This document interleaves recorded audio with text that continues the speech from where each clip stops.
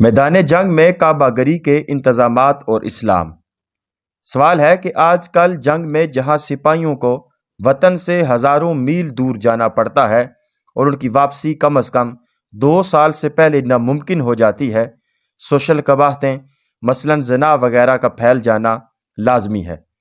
کیونکہ جنگ کے جذبے کی بیداری کے ساتھ تمام جذبات سفلی بھی بڑک اٹھتے ہیں۔ اس چیز کو روکنے کے لیے یا قابو میں لانے کے لیے فوجیوں کے لیے رجسٹرڈ رنڈیاں بہم پہنچانے کی اسکیم پر عمل ہو رہا ہے، اور ان کے دلوں کو خوش رکھنے کے لیے دفتروں میں ملازم رکھی جا رہی ہیں۔ یہ دونوں صورتیں قابل نفرین ہیں، لیکن سوال یہ ہے کہ ان کی تردید کے بعد اسلام اس عقدے کے حل کا کیا طریق بناتا ہے؟ کنیزوں کا سسٹم کس حد تک اس قباحت کا ازالہ کر سکتا ہے؟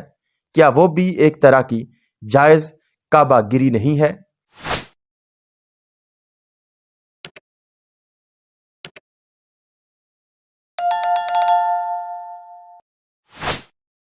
جواب ارشاد فرماتے ہیں، آپ کے سوال میں ایک پیچیدگی ہے جسے شاید آپ نے سوال تحریر کرتے وقت محسوس نہیں کیا۔ آپ جس مسئلے کا حل دریافت کرنا چاہتے ہیں اس میں آپ کے پیش نظر تو ہیں موجودہ زمانے کی فوجیں اور ان کی ضروریات، لیکن اس کا حل چاہتے ہیں آپ اسلام سے، حالانکہ اسلام جن فوجوں کی ضروریات کا ذمہ لیتا ہے وہ اس کی اپنی فوجیں ہیں، نہ کہ فساق اور فجار اور جبابرہ کی فوجیں۔ موجودہ زمانے کی فوجوں کا حال یہ ہے کہ نماز لڑنے کے لیے تیار کیا جاتا ہے، اور جو سلطنتیں ان کو تیار کرتی ہیں ان کے پیش نظر کوئی پاکیزہ اخلاق نصب العین نہیں ہوتا۔ اگر وہ اپنی فوج تیار کرتی ہیں تو ان کے اندر صرف وہ اخلاقیات پیدا کرنے کی کوشش کرتی ہیں جو قوم کا جھنڈا بلند کرنے اور بلند رکھنے کے لیے درکار ہیں، اور ظاہر ہے کہ ان اخلاقیات میں طہارت اخلاق کے عنصر کا کوئی مقام نہیں ہے، اور اگر وہ اپنے محکوم قوموں میں سے اپنی اغراض کے لیے فوجیں تیار کرتی ہیں تو انہیں صرف اس اخلاق کی تربیت دیتی ہیں جو پالتو شکاری کتوں میں پیدا کیا جاتا ہے، یعنی یہ کہ روٹی دینے والے کے وفادار رہیں اور شکار اس کے لیے ماریں، نہ کہ اپنے لیے۔ اس کے سوا کسی دوسرے اخلاق کی اہمیت سرے سے ان مہذب قوموں میں ہے ہی نہیں۔ رہیں زنا، شراب، جوا اور دوسری قسم کی بد اخلاقیاں تو نیچے سے لے کر اونچے طبقوں تک وہ ان کے ہاں پوری قوم کے اندر پھیلی ہوئی ہیں۔ نیز جب کہ ان کا اخلاقی نقطہ نظر ہی یہ ہے کہ بعیش کوش کے عالم دوبارہ نیست، تو کوئی وجہ نہیں کہ ان کی فوجوں میں کسی قسم کا اخلاقی انضباط پایا جائے۔ یہی وجہ ہے کہ ان کی فوجیں مار داڑ کے فنون میں تو انتہائی کمال کے درجے تک پہنچ جاتی ہیں، لیکن طہارت اخلاق کے نقطہ نظر سے پستی کی اس حد تک گری ہوئی ہوتی ہیں جس کا مشکل ہی سے کوئی انسان تصور کر سکتا ہے۔ انہیں کھانے کے لیے دل کھول کر راشن دیا جاتا ہے، پینے کے لیے خم شراب کا منہ ہر وقت کھلا رکھا جاتا ہے، خرچ کرنے کے لیے پیسے بھی کافی دیے جاتے ہیں، پھر سانڈوں کی طرح انہیں چھوڑ دیا جاتا ہے کہ اپنی خواہشات نفس جہاں اور جس طرح چاہیں پوری کرتے پھریں۔ حکومتیں خود بھی ان کے لیے کعبہ خانے تیار رکھتی ہیں۔ قوم کی لڑکیوں میں بھی یہ جذبہ پیدا کیا جاتا ہے کہ وہ ملک و قوم کے لیے لڑنے والے سپاہیوں کی خاطر اپنے جسم رضاکارانہ طور پر پیش کرنے کی قومی اثار اور سرمایہ افتخار سمجھیں، اور اس پر بھی جب ان انسانی نروں کے بڑکے ہوئے جذبات ٹھنڈے نہیں ہو سکتے تو ان کو پوری آزادی حاصل ہوتی ہے کہ انسانی گلے میں جہاں بھی مادائیں ان کو نظر آئیں ان سے بزور یا بزر ان کے جسم خرید لیں یا چھین لیں۔ اس طرح جن فوجوں کو پالا گیا ہو خدا ہی بہتر جانتا ہے کہ جب وہ دشمنوں کے ممالک میں فاتحانہ داخل ہوتی ہوں گی تو وہاں ان کی شہوانی ضروریات کتنی بڑھ جاتی ہوں گی، اور کس قیامت خیز صورت میں وہ پوری کی جاتی ہوں گی۔ اب آپ خود ہی سوچ لیں کہ ایسی فوجوں کے مسائل اور ان کی ضروریات کا حل اسلام کیسے بتا سکتا ہے؟ انہیں مغرب ہی کے مادہ پرستانہ اخلاق کی پیدا کیا ہے، اور ان کے شرمناک مسائل کا حل بھی وہی پیش کر سکتا ہے۔ اسلام جن فوجوں کو تیار کرتا ہے وہ سیاسی و معاشی جغرافیے کے اوراق پھاڑنے اور جوڑنے کے لیے تیار نہیں کی جاتی، بلکہ صرف اس لیے تیار کی جاتی ہیں کہ دنیا اگر خدا کی اطاعت سے پھری ہوئی ہو اور دعوت و تبلیغ سے راہ راست پر نہ آئے تو اسے بزور شمشیر اتنا بے زور کر دیا جائے کہ وہ کم از کم فتنہ و فساد سے تو باز آ جائے۔ اس متعین مقصود کے لیے جو فوجیں جہاد کرتی ہیں ان کا جہاد فی سبیل نفس نہیں بلکہ فی سبیل اللہ ہوتا ہے، اور وہ میدان جنگ میں بھی اسی جذبہ عبادت کے ساتھ جاتی ہے جس کے ساتھ وہ سین حرم میں قدم رکھتے ہیں۔ پھر اسی میدان میں ان کو اتارنے سے پہلے تزکیہ نفس اور تطہیر اخلاق کے ایک پورے کورس سے انہیں گزارا جاتا ہے۔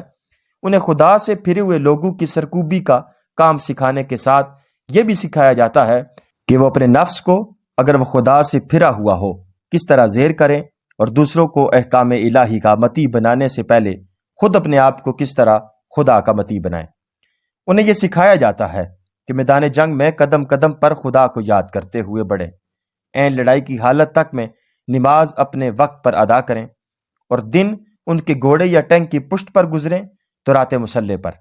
ظاہر ہے کہ اس طرح کی تربیت یافتہ فوج جو ایک پاکیزہ اخلاقی مقصد کے لیے لڑے اور اپنے عقیدے کے مطابق زمانہ جنگ کو زمانہ عبادت سمجھتی ہوئی رقبہ جنگ میں رہے،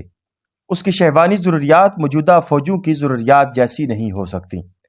اور نہ وہ اپنی ان ضروریات کو پورا کرنے میں ان فوجوں کی طرح آزادی کی خواہش مند ہو سکتی ہے۔ اگرچہ بعض روایات کے مطابق زمانہ جنگ میں نبی علیہ الصلوۃ والسلام نے متع کو جائز رکھا تھا، جسے عرب میں پہلے جائز سمجھا جاتا تھا، لیکن یہ بات ثابت ہے کہ بہت جلدی آپ علیہ الصلوۃ والسلام نے اس کو ممنون قرار دے دیا۔ اس میں شک نہیں کہ جو عورتیں جنگ میں گرفتار ہوئی ہوں ان سے تمتع کرنے کی اجازت اسلام میں دی گئی ہے، مگر سخت جاہل وہ شخص ہے جس نے اس کا مطلب یہ سمجھا کہ جس طرح آج کل ناخدا ترس فوجیں غنیم کے ملک میں گھسنے کے بعد عورتوں کو آزادانہ پکڑتی پھرتی ہیں،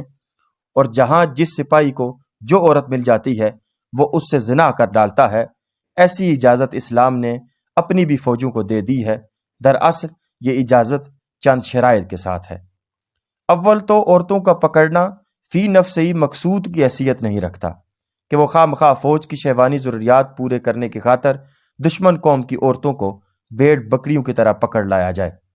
بلکہ عہد نبوی اور زمانہ خلافت راشدہ کی نظیروں سے صاف معلوم ہوتا ہے کہ عورتیں جب کبھی گرفتار ہوں گی دو ہی صورتوں میں ہوں گی، ایک اس صورت میں جب کہ وہ دشمن کے لشکر میں ہوں،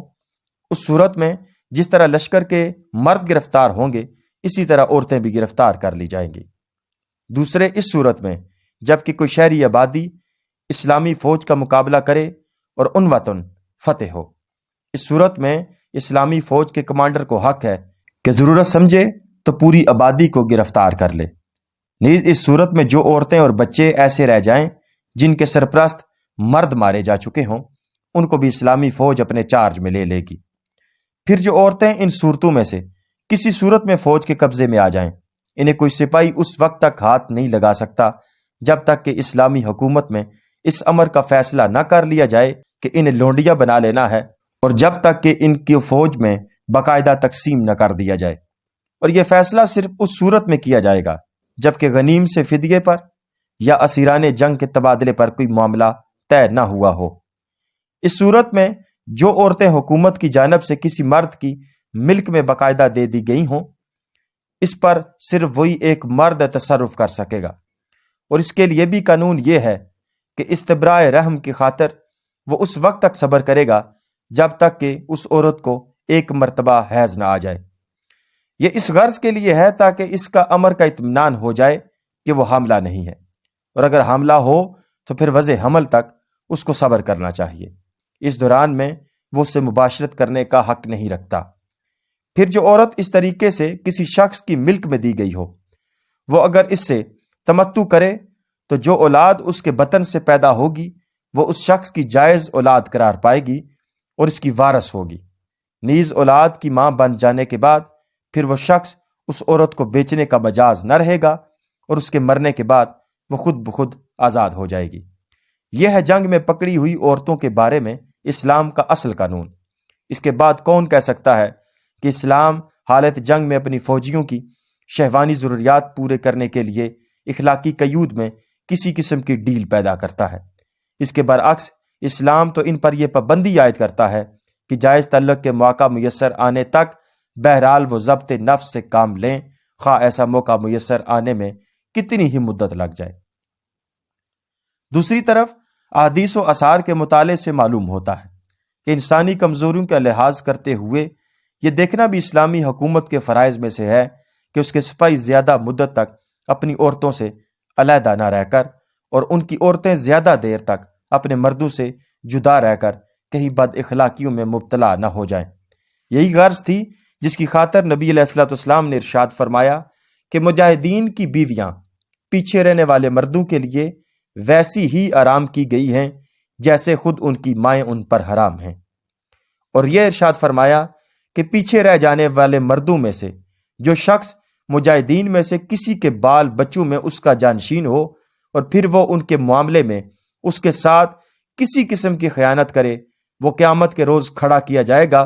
اور اس مجاہد کو حق دیا جائے گا کہ اس شخص کے عمل میں سے جو کچھ چاہے لے لے، پھر تمہارا کیا گمان ہے کہ اس کے پاس کچھ چھوڑ دے گا؟ اور یہی وجہ تھی کہ حضرت عمر رضی اللہ تعالیٰ عنہ نے مدینے کے 2 خوبصورت نوجوانوں کو صرف اس لیے شہر سے منتقل کر دیا کہ آپ نے بعض عورتوں کی زبان سے ان کے حسن کی تعریف سن لی تھی، اور آپ کو اندیشہ ہو گیا تھا کہ کہیں یہ چیز ان عورتوں کے حق میں فتنہ نہ بن جائے جن کے شوہر جہاد پر گئے ہوئے ہیں۔ اور یہی وجہ تھی کہ حضرت عمر نے اعلان کر دیا تھا کہ جو شخص کسی عورت سے تشبیب کرے گا اس کو درے لگائے جائیں گے۔ اور یہی وجہ تھی کہ حضرت عمر نے جب ایک مرتبہ ایک مجاہد کی بیوی کو اپنے شوہر کے فراق میں مشتاقانہ اشعار گاتے ہوئے سنا تو آ کر پہلا حکم جو آپ نے جاری کیا وہ یہ تھا کہ آئندہ سے سپاہیوں کو اتنی طویل مدت تک ان کی بیویوں سے جدا نہ رکھا جائے جس سے ان کے کسی بد اخلاقی میں ملوث ہو جانے کا احتمال ہو۔ باللفاظ دیگر فوج میں رخصت کا طریقہ اسلامی حکومت میں جاری ہی اس غرض کے لیے کیا گیا تھا کہ حکومت اپنے سپاہیوں اور ان کی عورتوں کے اخلاق کو حفاظت کرنا چاہتی تھی۔ رہا آپ کا یہ سوال کہ کیا کنیزوں کی استعمال کی اجازت ایک طرح کی جائز کعبہ گیری نہ تھی، تو اس کا جواب یہ ہے کہ یا تو آپ کعبہ گیری کے معنی نہیں جانتے یا کنیزوں سے تمتع کا اسلامی قانون آپ کو معلوم نہیں ہے۔ کعبہ گیری اس کو کہتے ہیں کہ ایک مرد کسی عورت سے اس کا جسم کرائے پر مستعار حاصل کرے، اور آج کل کی مہذب سوسائٹی میں ایک نئی قسم کی کعبہ گیری بھی پیدا ہو گئی ہے جسے شوقیہ کعبہ گیری کہتے ہیں، جس میں یہی عارضی تعلق باقاعدہ طے شدہ کرائے کے معاوضے میں نہیں بلکہ ہدیوں اور تحفوں کے بدلے میں قائم ہوتا ہے،